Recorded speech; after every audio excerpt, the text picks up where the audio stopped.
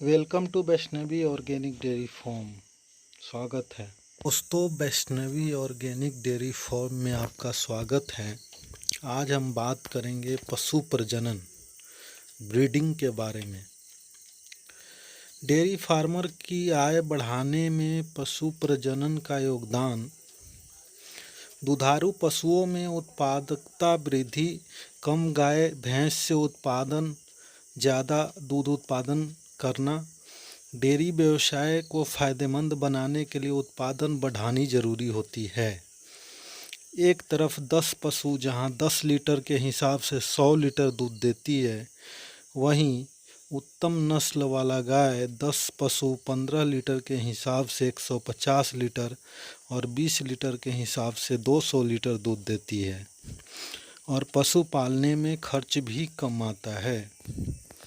अधिक दूध उत्पादन के लिए उपलब्ध पशु का संतुलित आहार, सही रखरखाव, नियमित प्रजनन, रोग से बचाव। नोट: उपलब्ध पशु अपनी आनुवंशिक क्षमता से ज़्यादा दूध नहीं दे सकते, इसलिए अगली पीढ़ी के पशुओं की दूध उत्पादकता में सुधार करना जरूरी है। सर्वोत्तम पशुओं का सही चुनाव।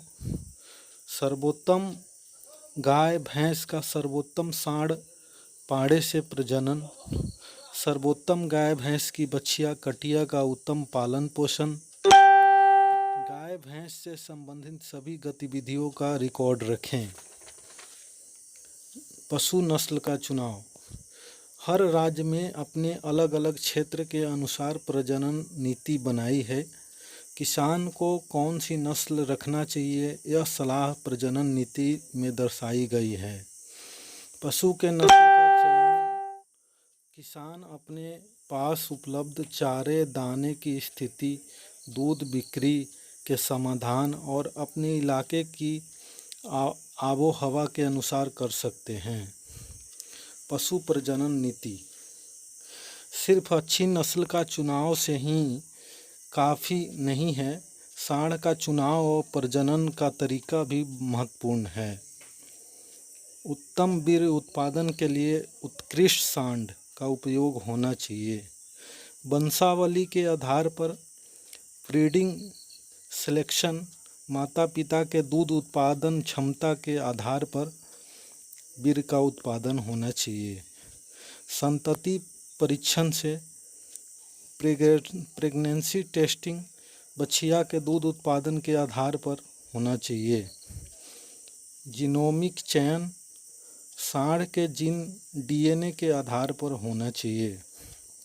नोट: वीर्य उत्पादन केंद्र पर सांड का चयन वैज्ञानिक तरीकों से किया जाता है।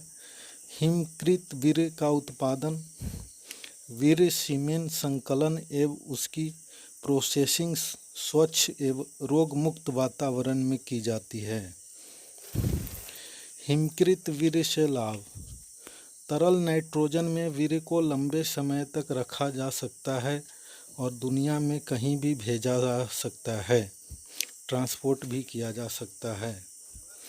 उत्कृष्ट सांड का अधिक उपयोग: उत्कृष्ट सांड के चयन के बाद उसका अधिकतम उपयोग करके ज़्यादा बछड़ियाँ पैदा करनी चाहिए।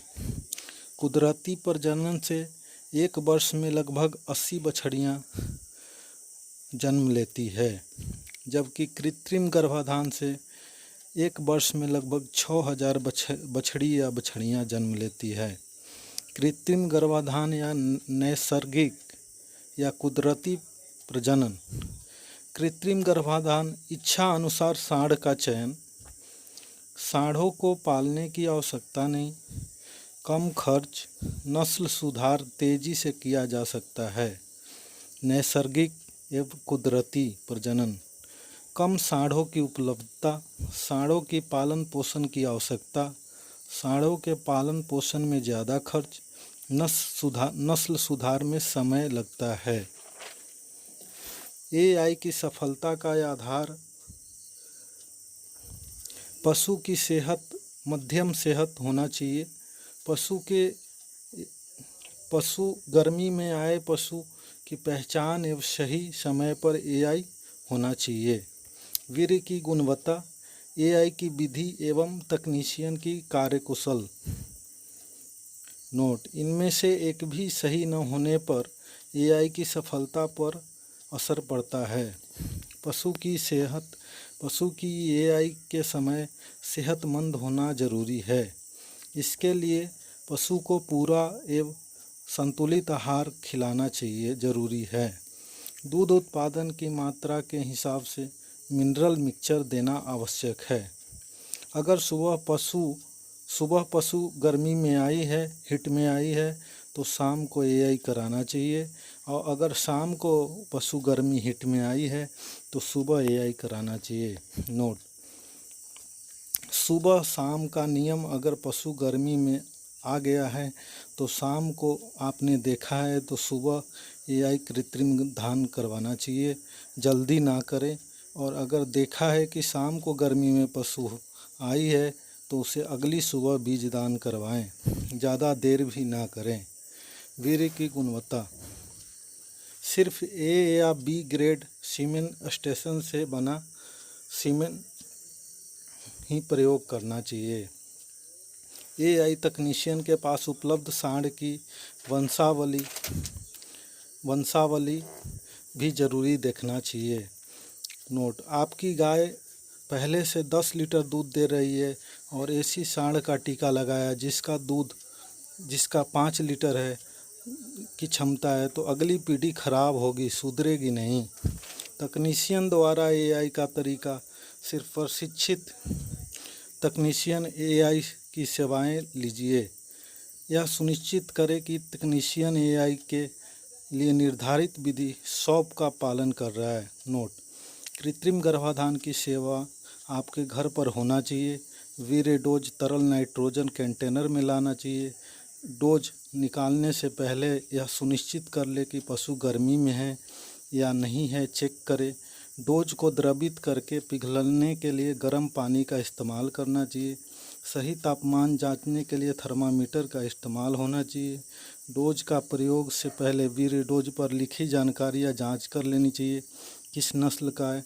तकनीशियन को पूरी बाँह के दस्ताने का इस्तेमाल करना चाहिए और गोबर को भी ठीक से साफ करना चाहिए। पशुओं में ईयर टैगिंग नहीं तो गर्भाधान सही नहीं है। पशुओं के सही प्रजनन के कुछ मापदंड: बछड़ियाँ, कटरियाँ का प्रजनन सही वजन होने पर ही कराएं। कटरियाँ एवं देसी बछड़ियाँ 250 से 300 केजी होना चाहिए। संकर बछड़ियाँ 300 से 350 केजी होना चाहिए। गाय भैंस के ब्यात के बाद पहली बार गर्मी में आने का समय लगभग 2 से 4 मंथ होना चाहिए। समानतः अगली या दूसरी एआई में पशु गाभिन हो जाना चाहिए। यदि 3 एआई करने के बाद भी पशु गाभिन नहीं होता है तब पशु चिकित्सक से संपर्क करना चाहिए।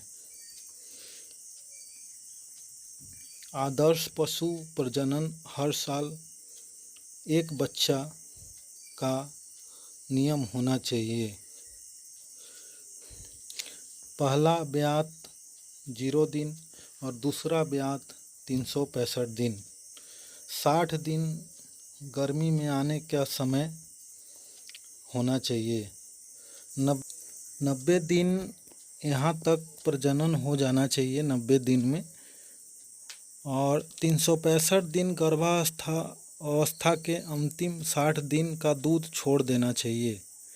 मतलब कि दूध उत्पादन के लिए 300 से 310 दिन, और सूखे दिन जब दूध नहीं निकालना है तो 60 से 70 दिन होना चाहिए। थैंक यू, धन्यवाद। Vaishnavi organic dairy farm.